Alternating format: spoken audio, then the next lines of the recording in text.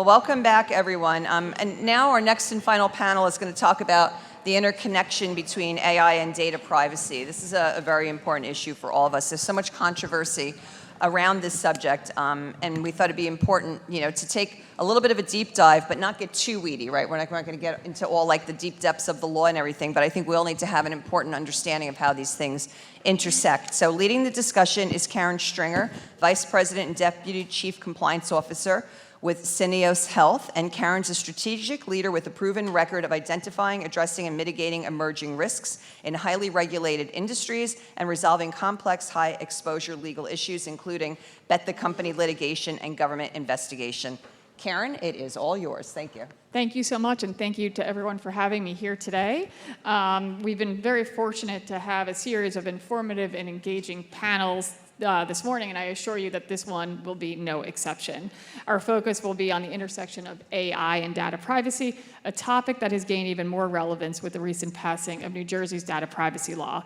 This session will promise to provide you with valuable insights and practical advice. If time permits, we will also delve into a broader discussion on the opportunities and risks associated with using AI and how you can effectively leverage the former while mitigating the latter. But before we begin, I would like to express our gratitude for the esteemed panelists who have graciously joined us today. I invite each of them to take a moment to introduce themselves. So let's start with Fred Brunetti, a principal of Porzio, Bromberg, and Newman, who has extensive litigation experience and in-depth knowledge of privacy laws and best practices. Fred, do you want to introduce yourself to the audience? Sure. Good afternoon, everyone. Again, thanks for coming. Thank you, Karen. I think Karen said it all. I'm with Porzio, and a large part of my job there is to really counsel on both the challenges and the opportunities that data privacy provides, and that runs the spectrum running through AI and throughout the business life cycles. Great, thank you, Fred. And now let's turn it to Kevin Northover, PhD and Manager of Data Scientists and Decision Support at Delta Dental. Kevin, do you want to introduce yourself? Thank you, Karen. So as you heard from Kevin Northover, and as you heard earlier when Drew cornered me, I run a small data science team for Delta Dental. There's about 4 of us in the team. We cover a wide range of areas in the business. We do customer experience analytics, transcripts of speech-to-text transcription. We've been using AI techniques in the broader sense for the last 6 years. We do fraud analytics. We even had a project a few years ago to try and do interpretation of dental image x-rays, and we built our own tool for that. We didn't pursue the project because we're a healthcare payer, and I really am not able to compete with venture capital funded firms that have $10 million to throw at the problem. But I'm very interested to talk about this. One thing that we will bear in mind through this is we're a HIPAA company, so a lot of the things that we're talking about in privacy, we already have to do. Great, thank you, Kevin. And now Gil from ADP, can you introduce yourself? Great being here. Thank you for having me. Great session so far. I'm Gil Gerstel. I'm a VP in our Chief Data Office at ADP, and I have responsibility over certain levels of data security, enterprise data and information governance, as well as the product owner for our global data platform, One Data, and I have a small team of analysts to drive BI excellence across the company. In the concept of AI, we've built the AI governance framework more and more over the past year and more, and my team is shepherding AI processes through AI use cases through this process. I'm very excited to be here today and participating.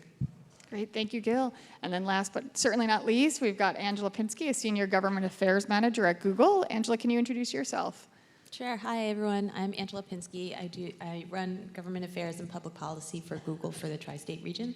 I am not a technologist. I am a person who understands and works in a technology company, and I make people explain things to me in plain language, and so that is the level at which I hope to explain to you what I know about AI and AI policy. Great. And before we delve into this session, I think there's been some talk about what AI is, but I think to set the stage, it might be really helpful to do like a little bit of a definition of what AI is, because I think it's gotten a lot of attention since the large language models, or LLMs, have come out, but there are different types of AI. And so Angela, maybe you could just kind of kick us off and let us know a little bit more what you see, what AI is, so we all have a definition setting. Sure. And there's a lot of terms that kind of get used interchangeably. AI, generative AI, large language models, machine learning, and they are all kind of different. So machine learning is something that you guys have been interacting with for a long time, right? It's the ability for computers and things that process information to recognize patterns within that information. And that is something that has been being used for different algorithms and different products that you guys use in your everyday lives. Generative AI has the ability to take that information from machine learning, from those patterns, and then it is able to create things from it. So large language models are an example of generative AI. And what large language models really do is they are able to take a word in response to a prompt that you've put forward, and with some level of prediction, they are able to then predict what the next word should be. And then it produces a string of words that then produces an output that you recognize. It also does this with pictures and images, but it does it on a pixel level. So that term, and I've heard a lot from this morning about ChatGPT, and there's some areas where the large language model starts to become part of a search result or part of a query. And there is a difference between what the large language model does and what the search result is doing. So I think it's easiest, at least from my perspective, and again, I'm not a technologist, so, but the generative AI can be thought of as a tool, right? It is a tool that you use in order to help you create things, and that sometimes in its application, it can be used to help you find information, but I think you should be careful, and you should understand what it is that you're looking at before you assume that what it is that you're generating is a source of truth, right? And that's where the human application comes in. There's a lot of really interesting discussions about that this morning. But the difference between AI and just an ability to process information is that ability to kind of predict what is coming next, and what that trend, taking information from those trends identified and being able to create something from it. Thanks, Angela. Yeah, and for me, I kind of think real practically, too, about AI. And the AI that's been around for a while is if you're watching Netflix and all of a sudden it tells you might like this show, or if you put, how did I get to Galloping Hill today, and you put that into Waze to figure that out, they're using AI to help you figure that out. Whereas what's gained a lot of traction recently are these kind of the ChatGPT, and the difference here is it allows even someone like me who doesn't know source code to interact with a model, to put in a prompt to say, draft me a policy on AI, and it'll spit me out a policy on AI, right? That is really new and hasn't been done before. So I think that really helped set the stage, so thank you, Angela. Fred, I want to turn it to you to just give an overview for our audience on data privacy, because we're talking about the intersection of AI and data privacy here, and I know you have deep knowledge in this space, and I think, with New Jersey passing its data privacy law, some companies operating in multiple jurisdictions, it would be helpful to know kind of what is the framework of data privacy right now. Sure. Thanks, Karen. And we'll give it a light touch, not to bore everyone, certainly before lunch. But essentially, data privacy, and I think it might have been Gary in the previous panel, had mentioned the phrase "data is the new oil," which was picking up a lot of steam recently and was like a popular phrase. I like it. I'm not in love with that phrase, which has become very popular. And the reason I'm not completely in love with it as a perfect kind of maxim is because there's a lot of companies, as you know, now moving away from oil, and there's different enterprises that are developing in different channels to be able to see, well, how can we get energy not using oil? Data privacy is not going to be of that ilk. Data privacy is here. It's going to be here for a long time, and it is fueling a lot of where businesses are going and learning where to go. So New Jersey, as Karen had mentioned, in somewhat of a end-of-year surprise, quickly moved through a bill that had been kind of languishing and having different iterations going back and forth, and just this January passed the New Jersey Data Privacy Act. So now there are more than a dozen and closer to 15 data privacy laws, comprehensive data privacy laws in the United States that are either effective today or will be effective by the end of 2026. New Jersey's is actually going to become effective January of next year, so January 2025. So what do you need to know about that as a very top level is typically the first question is, well, is it going to affect me, right? Is it going to affect my business? Are you in scope? So the way the New Jersey law specifically is drafted is that you will be in scope of its law, be in scope of its terms if you collect the consumer, personal information from a consumer 100,000 or more in a calendar year. So if you have a business and you have a website and you get 105,000 hits on your website in a year, and you have some type of cookie or tracking technology on your website, you're likely going to be in scope of this law if you meet that 100,000 consumer threshold. Similarly, you can also be in scope if you collect the personal information from 25,000 or more consumers, but then you use that collection for some type of revenue or to provide some type of discount or reward. So if you're in any way monetizing, and it doesn't have to be strictly for money, but if you're in any way using or monetizing your collection of data, and if it's over 25,000 people, you'll also be in scope. So again, not to get too deep with it, but if you are now in scope, now what do you have to be concerned about? Well, the law in New Jersey, like some of the other ones that have been passed throughout the country, basically has two main sides, right? It gives rights to consumers, and it imposes obligations upon the companies that are actually collecting the information. So at a very high level, what you need to know is if you're in that scope of the law, you're going to have to afford certain rights to folks. Those rights will include the right for those people to access and confirm their information, so they need to know if you were collecting information on them. And it gives them the right to request that you delete that information from your databases and any other sources you have. So essentially, those are the rights that are going to be given, and there's a lot of other regulations that will come into play. The obligations that you as a company will have is that you're going to have to know where your data is being collected from, what data is being collected, and where that's going and how it's being used throughout really its life cycle. Can I just add one addendum to that, which also, if you are a business that is using tools that meet that threshold, those tools will also be subject to that privacy law. So for those of you who use Google advertising or things like that, knowing that Google is subject to those laws and what that means to the data that you are also providing to those tools is also going to be subject to the privacy law. 100%, yeah. So if you're not doing it yourself and you're outsourcing to a marketing arm or some other type of vendor or service provider, if they're doing it on your behalf, if they're taking an activity that they would not otherwise do if you had not engaged them to do it, it's your obligation, as Angela said. Great. And since we started out talking about there are different types of AI, and now we've talked about data privacy, for those in the audience who might be using AI in their business, are there different data privacy risks depending on what AI tool you're using? There certainly can be, because the way the New Jersey law and a lot of other state laws are structured is they view data in different types of buckets. And one of the types of buckets that New Jersey is concerned about is sensitive data, as are many other states. So when you compare what New Jersey has done to some other states, New Jersey has kind of carved out some additional areas that the majority of other states have not, to categorize as sensitive data. So among those categories are sexual orientation, immigration status, nationality, religious belief. Some of those are found in different pockets throughout different states, but it's not really a universal application. So typically the advice that we try to give is you have to kind of know where your business is operating, and then you need to be very mindful of the type of information that you're collecting and how you're using it.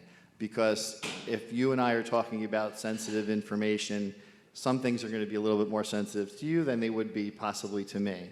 New Jersey also has a qualifier there about certain financial information. That's a bit of an outlier. Only California has something similar. So there's lots of concerns that are raised with data privacy, and specifically in the corridor of sensitive data, because that data has to be treated in a very special way. it's given a heightened risk, and therefore it's given heightened obligations, which requires you as the business, if you're collecting it and using it to any degree, to perform certain functions and have certain record keeping in place, so that when the Division of Consumer Affairs, which they're entitled to in New Jersey, asks you about it, you have a written plan in place to say, here's where our data lives, this is what we're doing with it, here's the contracts that we have in place with our processors, as Angela had mentioned, or other business partners to use that data. Great, that's helpful. And I think one of the things that I really want to relate to you guys is I think that AI is really exciting. It can streamline processes, it can make things more efficient, you can use data and harness it in totally different ways. It's really innovative. At the same time, we do want to make sure we're doing it responsibly, and I could see a number of people in the audience kind of wanting to dip their toe in and start using AI. And I want to make sure that people have the right practical tips so that they can walk away and start to figure out how to use this data, but how do we do it, in a trustworthy, responsible way. And so one of the things that happened early on with open source was Samsung had put in source code, and it kind of got out into the public domain. So we all know that there's ChatGPT that's open source. Is there anything that if you're a small business, you should feel comfortable putting into the open source ChatGPT? Anyone? So my take on this reflects what Drew and others have said. You can think of an AI as a brilliant, very incredibly hardworking, and occasionally hungover intern. If you wouldn't trust them with the data, don't put it in. If you wouldn't trust your human intern with that data, don't put it in an AI. It's really simple. I think I would take it slightly further. At the end of the day, when we use the open source, the open access models, the assumption needs to be that it will then be used downstream. If it is that data, those prompts or those questions sent to the open source ChatGPT or through Microsoft Bing and so on and so forth are collected and are harvested essentially for the use in better training those models, better improving them downstream, which means that data is retained by those third parties. If there is sensitive information, especially PII or other sensitive information for individuals, you should do everything in your power to avoid sharing it with those, because you're, in many cases, a custodian of that data. You have that responsibility, and at ADP, we take it very seriously, and we do everything in our power to redact, remove any private information before being shared, even though we don't even use the open source ones. Even when we use the more enterprise solutions, we would still avoid sharing that information, much like you said, because even if it's not retained, it still shouldn't be shared with third parties in that way, in that perspective. I can follow up on that. At Delta Dental, because we're covered by HIPAA, we've always had to be very careful about this. So while we allow people in the company to use the AIs, we've told them very firmly not to let any of the protected information categories near it. And everybody in the company understands that.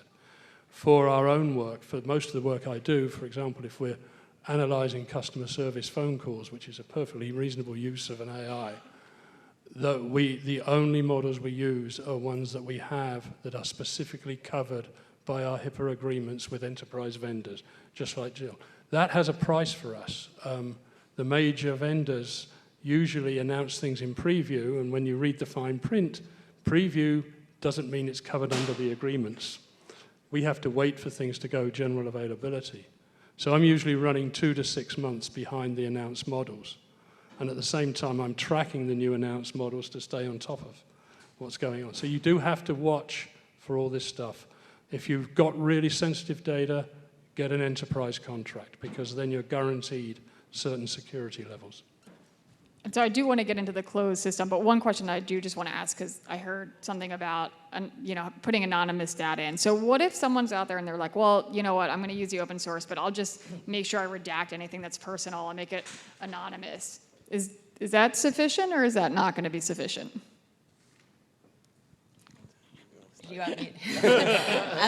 I mean, I think it depends, right? Like there's, and I think you have to be really careful about how you think about this, right? Like if you have a data set that only has 10 people and 2 of them are women and it's defined in this certain way about people who live in this certain neighborhood, you could probably figure out who those people are, right? And so again, I think you have to apply the same sort of thoughtfulness that you would apply to any other level of data privacy that you're looking at to whatever goes into the AI model or into like, you know, publishing it on the internet should have the same level of scrutiny. It's not the model that changes that, right? It's how public do you want this information to be. I totally agree with what Angela said. I'm sorry, Kevin. I totally agree with that perspective and what Kevin had said before about HIPAA. You know, that just to put this out there, sometimes companies take the philosophy that, oh, we're a healthcare provider, we're related to the healthcare industry, we're covered by HIPAA, that's our only concern on the block. Not the case. So specifically in New Jersey, there are carve-out exemptions to many of the state privacy laws. In New Jersey, they've carved out PHI, so that special category of information that's guarded by and regulated by HIPAA. That's carved out. But a HIPAA-regulated entity is not carved out. So you'll still be in scope of, for example, the New Jersey law, and some other states you'll also be in scope of. And just to kind of play on the example that the previous board had given, I apologize, I forgot who had mentioned, but they had developed, I think, a model that would predict or forecast who might be a no-show for a doctor's appointment, right? So just to kind of carry on Angela's point with that, it's very important when you're thinking, how am I going to use this as an AI model? Because if you're inputting into their 45-year-old woman who lives in this particular area, who has this particular health condition, who's been here 7 times and is uninsured, and you're pumping all that into an AI model and expecting a predictive result, you could be in a bad way, because that type of information, as Angela had said, even if alone, it's not going to bring you back to Mary Jones. If other information can be layered upon that to make a profile of the information and make that person identifiable, then you would have an issue where the person could be tracked back. I think I would even take that one step further, because this is a never-ending topic. But there's in that profiling of individuals in some ways, right? That's being used. There are risks of bias. Right, it goes even beyond privacy and some other aspects, right? If we train our data model, if we look at a model and we use data that is biased, that has certain tendencies to begin with, we could potentially have results that are biased as well. It could be if in pricing models, in terms of like how different teams or groups are being treated. It could be in hiring, and we've had multiple like headlines over the last few years around hiring practices that are driven by AI and biases that were embedded in them. I think just as much as ensuring that the data is not, you cannot back into individuals, you need to make sure that you're not creating or using a data set or using data that could inherently create a problem on the other end, or mistreatment of certain populations.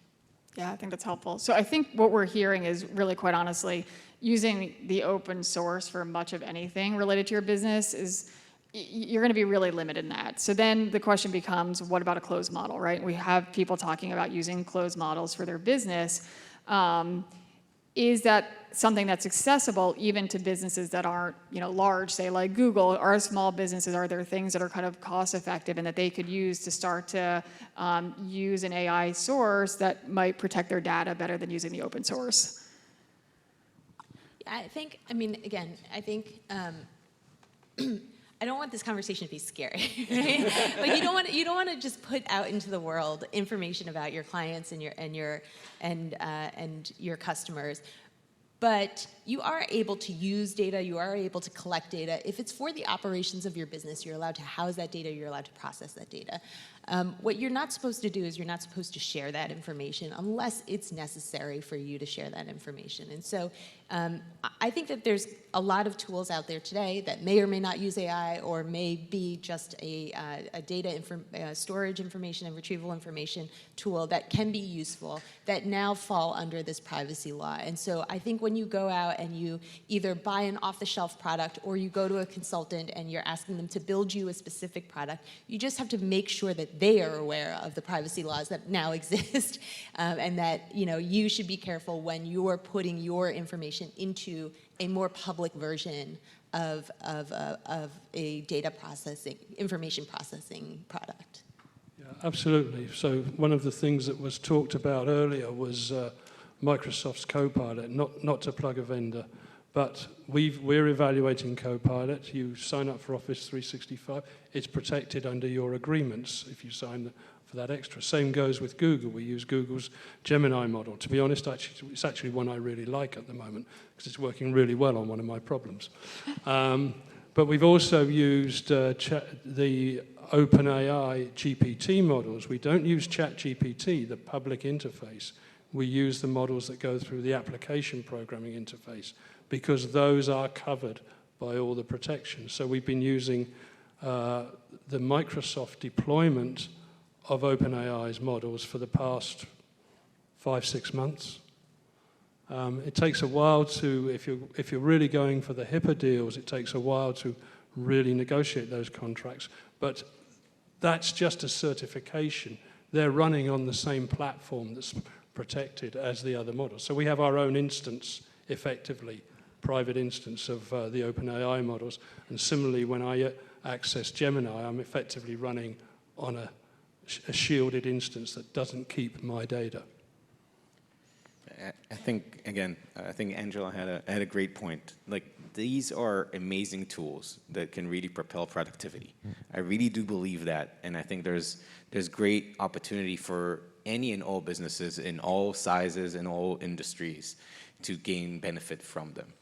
I think the most important thing is to spend time to become literate or sufficiently literate to understand what they do well, what they don't do well, and what risks they impose as they use them, and what are the impacts on the data that you share, information that you share with them, and happy to talk about it here. But this is not to bring fear, but just I think the right level of anxiety to make sure that we learn and we know as much as we can about it. Fred, from kind of a legal perspective, if someone in the audience is thinking about maybe using a closed source, are there any terms or conditions when they're looking at contracts or they're negotiating with those vendors who might supply that maybe people in the audience should be thinking about? Sure. Yeah, so I think from the jump, the first thing, and unless you really are just a business of one, if you have a single employee, paid or unpaid, if you have more than just yourself to be concerned about, you should really give some serious thought to having a generative AI policy for your business. It doesn't have to be long, doesn't have to be extensive. A couple of sentences that clearly specify this is what the business permits its employees, its vendors to use generative AI or AI in general for, or it doesn't. And to do that, you typically have to have a pretty good sense, obviously, of your business operations and strategy. So, we like to say AI, I think at this point, because it is growing and developing, it's probably very well suited, as Gil and Angela and Kevin have said, very well suited for the lowercase b stuff in business, right? For the entry-level communications, for the invoices, the stuff that doesn't involve a lot of deep-end strategy thinking. So to start to deploy it there under a measured way is a pretty good way to start develop your familiarity and acumen with AI so it could be more fully incorporated to your business goals. So as Karen had mentioned, though, if you're going to be using AI to any degree and really using data to any degree, all of your contracts have to clearly specify the permissible and impermissible use and guardrails around it. So if anyone other than you is touching your data, marketing, analytics, any other partners that you would have in the business stream, you really should give some serious thought to having a specific data privacy agreement, data processing agreement in place. It could be an addendum to existing MSAs, it could be incorporated fully into an SOW, but you want to have specific terms that outline your responsibilities and your permissions to the people who are processing it. And really same for AI. If you're going to use that to any degree, you want to make sure that the pluses and the minuses, the do's and don'ts are very clearly specified. Just quickly, we have a 2-page AI framework, exactly what Fred was talking about. I didn't develop it, my CIO did, but I'm pretty sure the first draft was an ask of ChatGPT. So it doesn't have to be a big lift to get a decent framework out. Use the tool to bootstrap the tool.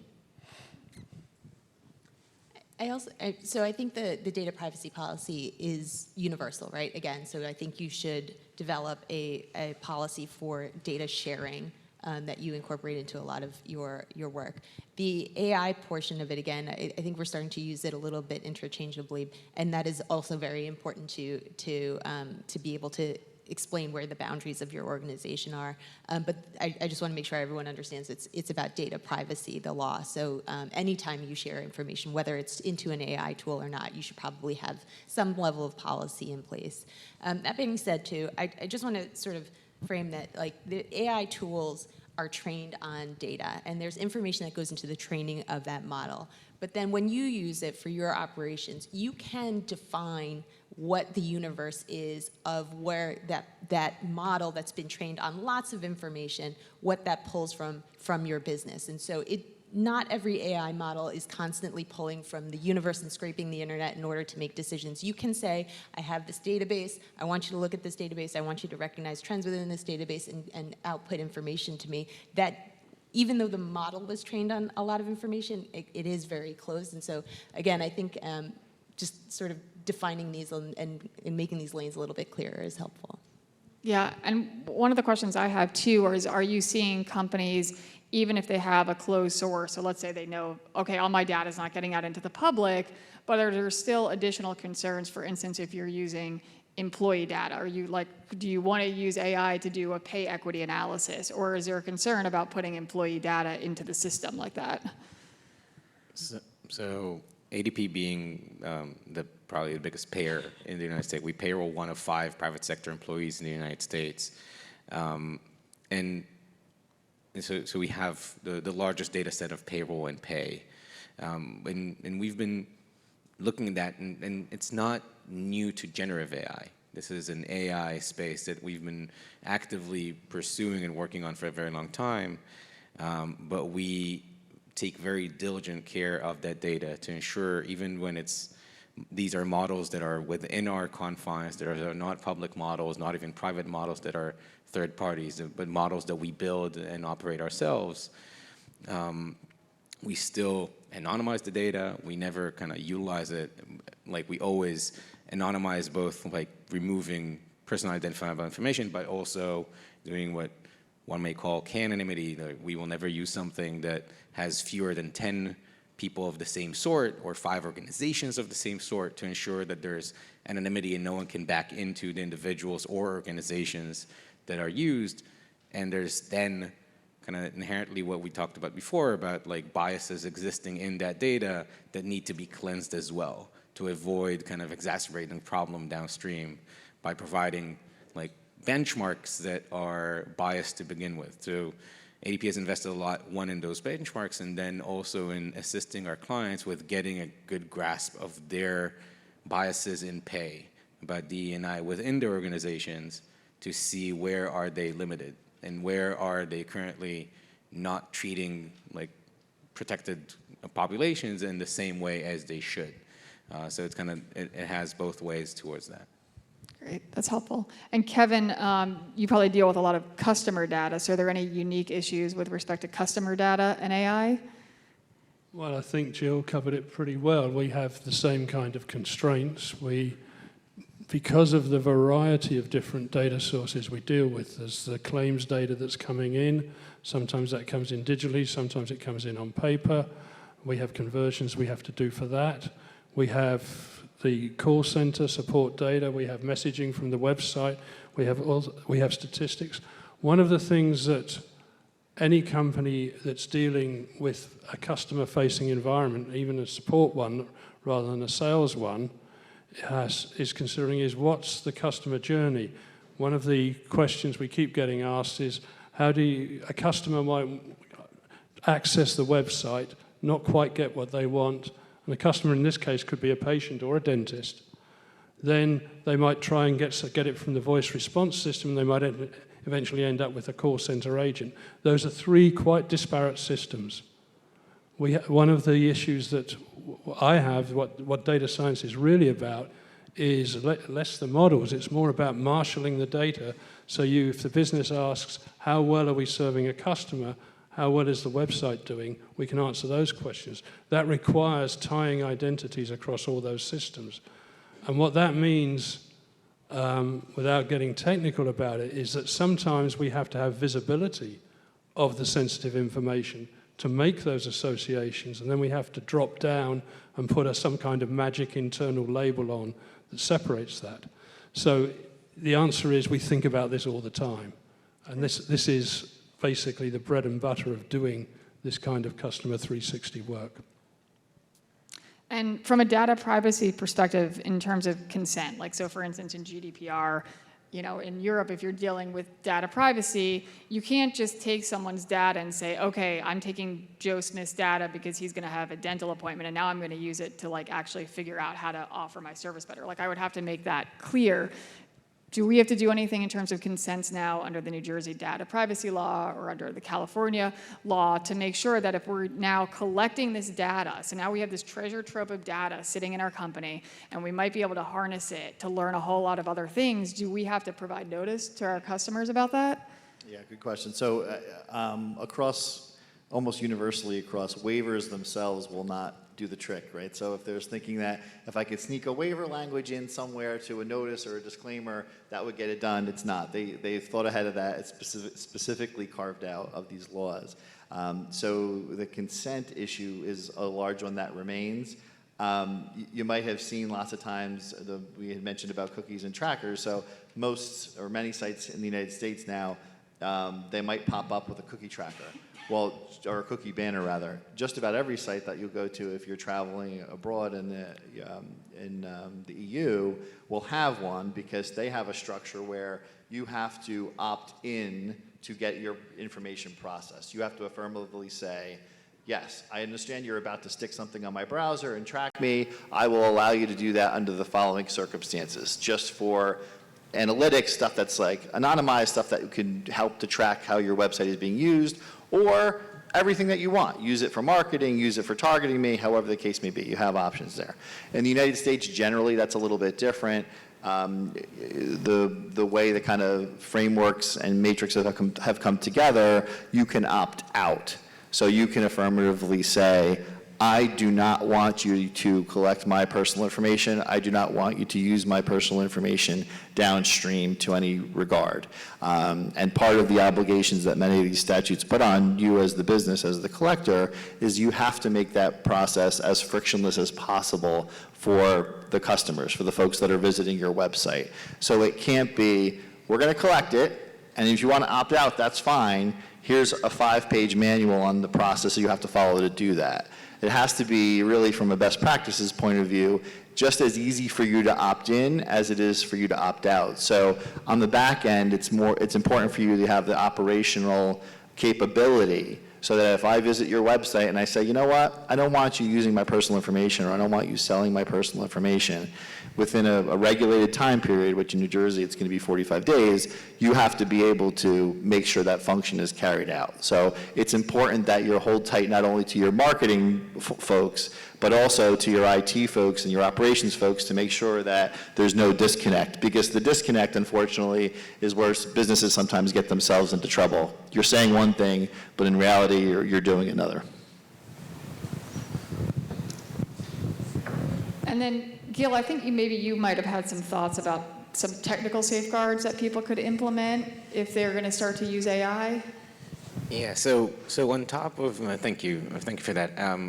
On top of the use of safeguarded models, or access to, I would say, the paid models that are already kind of guaranteeing not to retain information, there are actually tools and capabilities to put in place to redact or to cleanse data out of prompts, the prompts of those engagements with the models as they happen. And I think for every business needs to kind of look at their needs and their use cases and see what are the right ones. Anywhere from, and there are like Chrome extensions that will look at the prompt before it's being sent to ChatGPT and remove personal identifiable information, emails, phone numbers, and so on and so forth.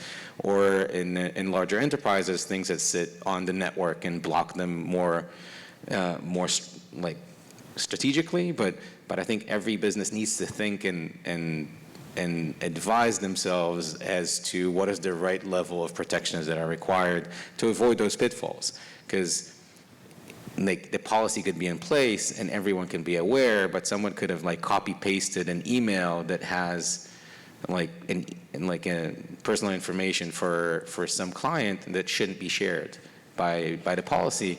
That can be managed with those tools. So there are a variety of tools out there. I won't recommend specific ones, but you should be aware that those capabilities are there and will reduce your risk envelope, I would say. Will increase your position as you endeavor in this world.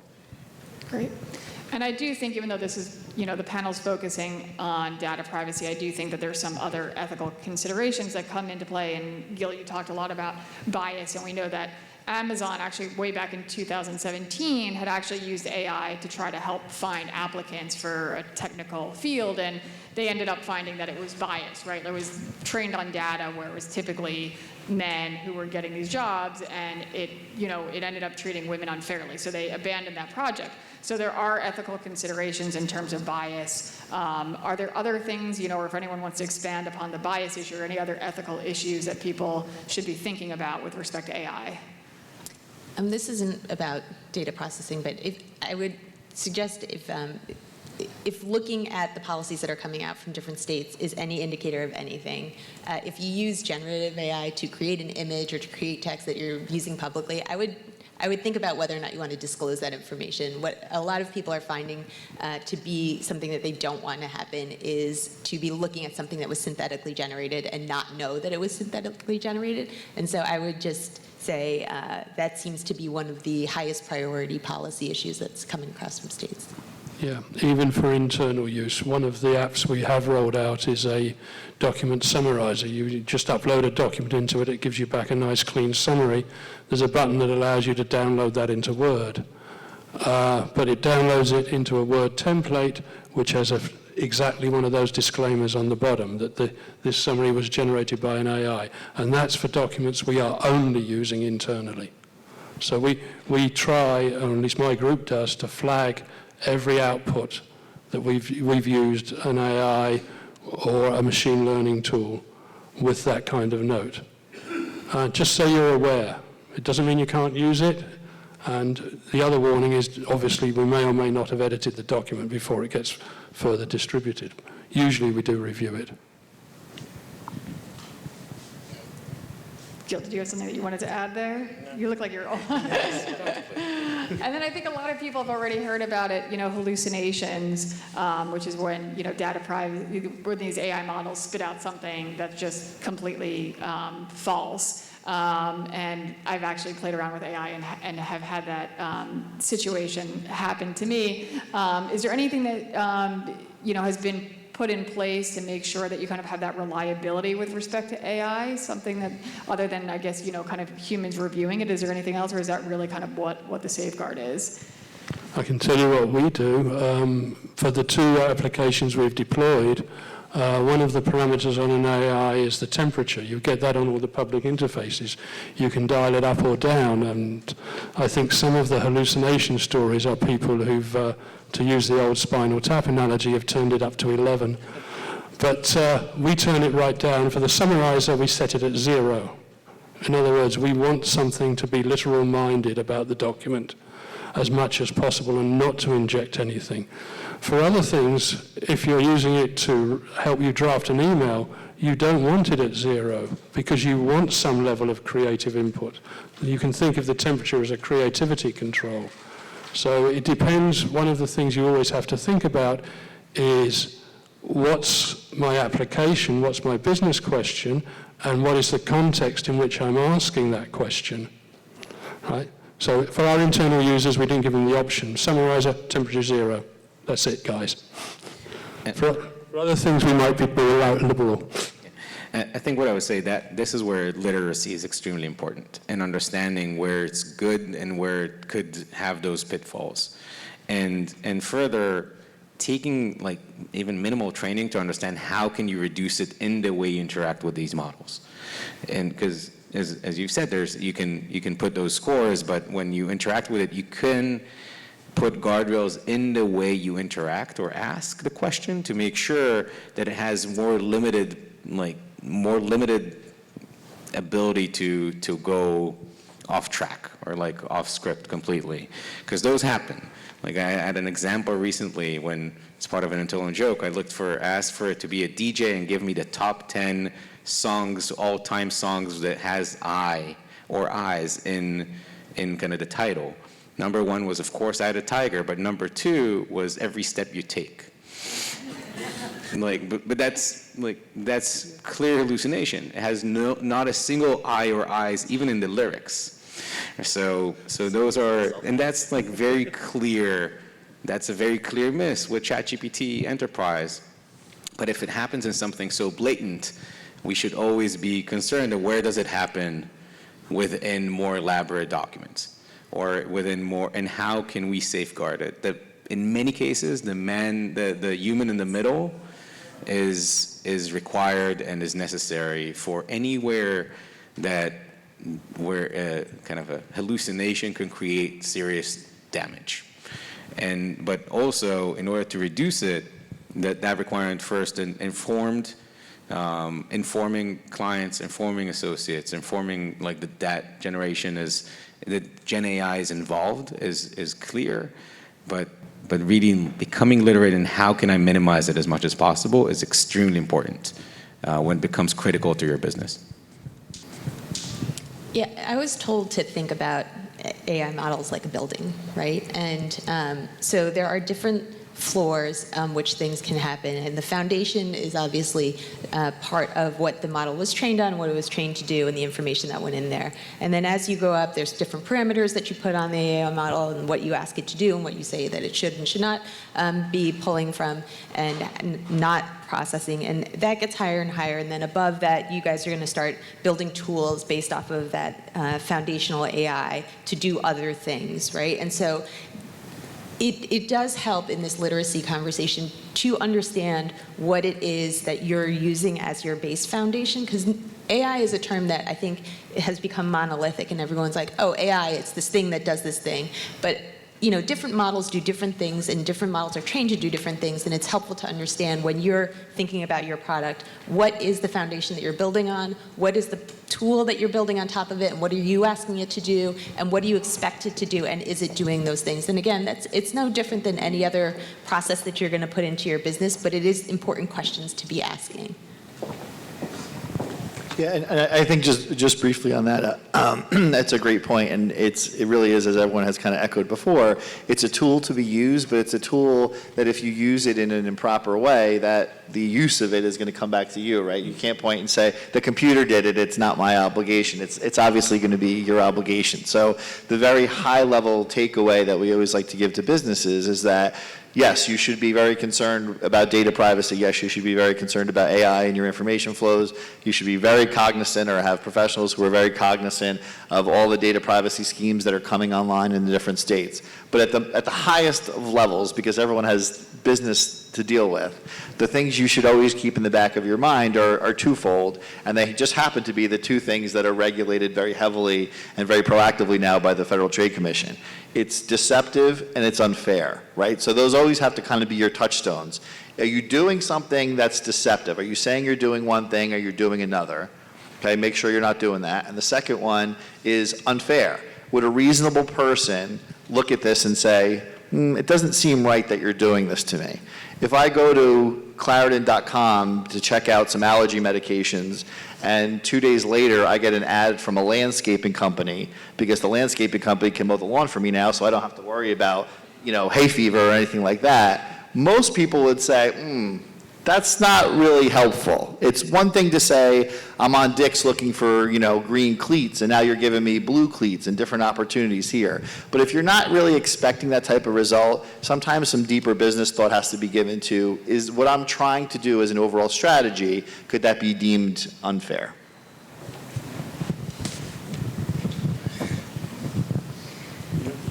So I wasn't sure if you had something you wanted to add or no. Okay. No, there's nothing to add. That really is it. That's the rule of thumb you always have to deal with.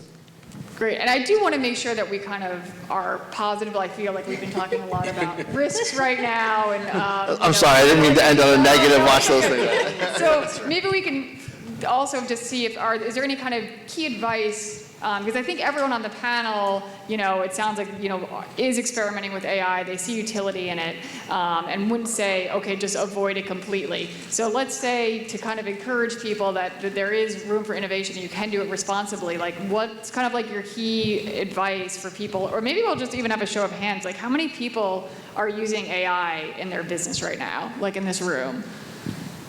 And how many of those people are using a closed system to do that? Okay, so that kind of gives us a sense of kind of what's in the room. So given that, and I don't know what the people are who are listening, but given kind of that representation for those people who are kind of, dipping their toes in a different way, what would be key advice for them so that they can feel comfortable that they're doing this in a responsible way? I think there's one word, sum it up in one word, just be aware. With the risk of repeating myself, spend the time learning. I think it was said earlier today about that people will not lose their jobs to AI, people will lose jobs to people who know more about AI. Spend your time, invest the time. There are free resources out there that are valuable to help understand what it can do, what it cannot do, and where should you spend your time focusing on. These are incredibly powerful tools that can create immense productivity for organizations across the board. They just need to be used responsibly with the right level of awareness and literacy to gain those productivity, to get those productivity gains without the associated risk, or with minimizing the associated risks. Yeah, I think there's a lot of information that is available to you if you have questions, right? And so I would, there's a lot of smart people, there's a lot of information on the internet, and so I would, again, echoing the do your homework part of it is very important. But also, there's an increasing number of tools that are coming out. If I could do a small plug for, there's Google, Grow with Google is our education arm. They will be coming out with training tools, not for people who are looking to get jobs in building AI, but for people who are going to likely use AI in their day jobs. That tool is going to be coming out. I'm sure all of the other cloud providers have similar tools that would be useful for your workforce. I would not necessarily try to start from zero by yourself. I would say that there's a lot of people out there who are anxious to answer your questions about what are the parameters, and so figuring out how to build that community of people who can talk about this and be a resource for you is part of, I think, part of what's going to be the next generation of this conversation in New Jersey. And Angela, you raised a really interesting point, and I'll let you jump into, which is to kind of not do this alone. And one of the things that I found really fascinating with AI is, in my company, it's really brought a cross-sectional group of people together to kind of problem solve about this. So I guess another question I would have is, are there types of people that you think you want in the room as you're making these decisions? Because it really shouldn't be just one person with one kind of level of expertise, I think. Just real quickly, just to play off of that, I think it's important, as Karen had mentioned there, to have an interdisciplinary team, because you want to have the touch points from the different parts of your business, even a small business. If you have a marketing person, if you have a technology person, if you have a business development person or persons, those folks should all be included in the conversation if the overall philosophy is consumer outreach, business development, marketing, products, anything that you're all doing in the mainstream, you want to make sure all the major touch points are there.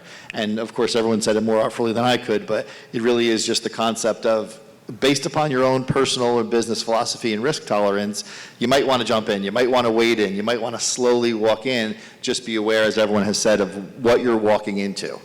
Because once you're in, you're in. And more importantly, from your perspective, once you're in most cases, your data is in, and it might not be able to be pulled back out.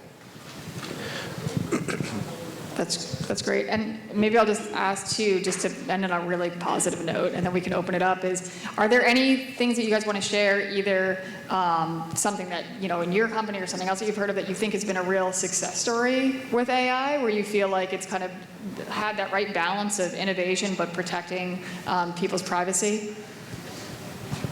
Yeah, I think we are taking it, as you've probably gathered, very gradually, but there are a number of successes. There are people in senior management who are getting summaries of documents and who are finding that the ability to reinterpret data using AIs is valuable.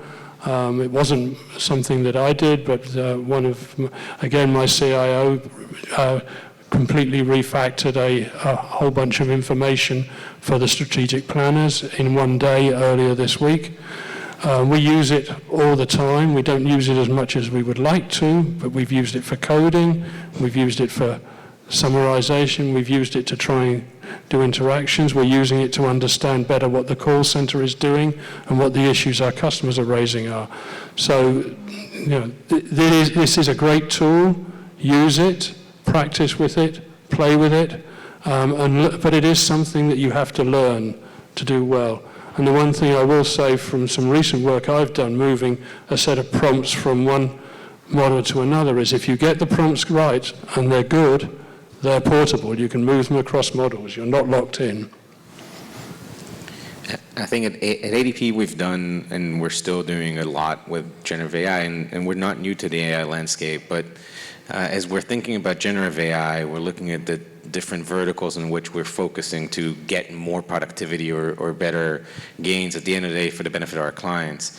We have on our service side, we have how do we improve the client experience with our service associates by providing service associates with call summarization to allow them to better focus on the call and not have to spend time taking notes. For example, we have access to knowledge articles, easier access to knowledge articles for service associates and downstream to the clients themselves. We have productivity gains for sellers as well. I think it was mentioned earlier about prospecting or knowing more about the people you're reaching out to.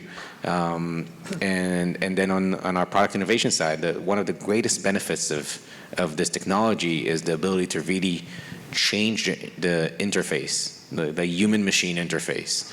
And we are doing a lot in kind of really changing how people interact with their HR, payroll, benefits, and so on and so forth applications on the ADP side, and that's a core focus of ours. So there's a lot to do across the board. I mean, I think there's the public stuff, right, which, the AI for Google products has been incorporated in lots of things like search and the workspace. So now if you're making a slide and you're like, generate a picture and insert it in the slide of a cat eating a pizza, singing a song for me. It'll do that, and that's super fun, and can make the day a little bit go a little bit quicker. But really, I think if you want to be inspired and you want to know what AI can do, there's lots of information available. But really, the advancements in healthcare, mapping the genome, things that have a lot of information like weather patterns, space, science, really huge environments of understanding the data that's in front of them, and then creating some ability to understand what the trends mean and create predictive models out of that. It is going to be transformational in certain ways. That is, I know it can be frightening, and we're talking a lot about the risks and creating barriers around the risks, but also the possibilities are really exciting. And so, if you have 5 minutes, I would encourage you to go online, look at YouTube, and try and find out a little bit more about these things, because some really exciting things are happening right now. That's great. I think that's a great note to end on. So with that, maybe we'll open it up to see if there are any questions. Hi, Andrew Geiswhite, Covanta. This question might be geared more towards Angela, being in government relations. With AI being so kind of new, it's in my experience, it's often tricky to explain some of these concepts to legislators or officials. with some of them not even using a phone in some cases. I was just wondering, what are some of the best strategies to sort of explain issues regarding AI or technology to these legislators who will be the ones enacting laws like the New Jersey one? Yeah, I mean, I think one, it's a really interesting question, and a strategy that has worked for me is figuring out ways to use examples that are real life and accessible, and things that they can see in their day-to-day, right? And being able to use those, because again, I think if you don't understand the term AI and someone starts talking about AI, everything after that term just goes over your head. And this is going to be a problem if the people we're talking to are afraid of the topic or don't understand what it is that we're talking about. I do think that the policy landscape is changing, but the technology also is changing at the same time, and so we are going to get into a lot of conversations about, there's almost two distinct conversations going on. One about the opportunity and the economic development opportunities of AI, and then there's the risk in the regulations around AI, and finding a way to kind of talk about them together as if they're not two separate conversations, but how to discuss it as a singular issue is going to be part of the challenge, but I think it's important to do. The other thing that's interesting about technology, and I used to do real estate, and it's sort of the same thing, is there's a limited universe of companies that produce the technology or develop the technology, but the number of users of technology is universal. And so I think it's important for organizations like NJBIA to think about not just like how do these regulations impact the technology companies that are creating these regulations, but how does it impact the users of technology, and is that something that we should be raising in some sort of forum? The problem is that a lot of these bills are very complex, and they're not easy for every pizza store owner to be able to understand what the data privacy law means to them. And so again, I think we're going to have to adapt to this new era, because these regulations are not going away and these conversations are not going away, nor should they.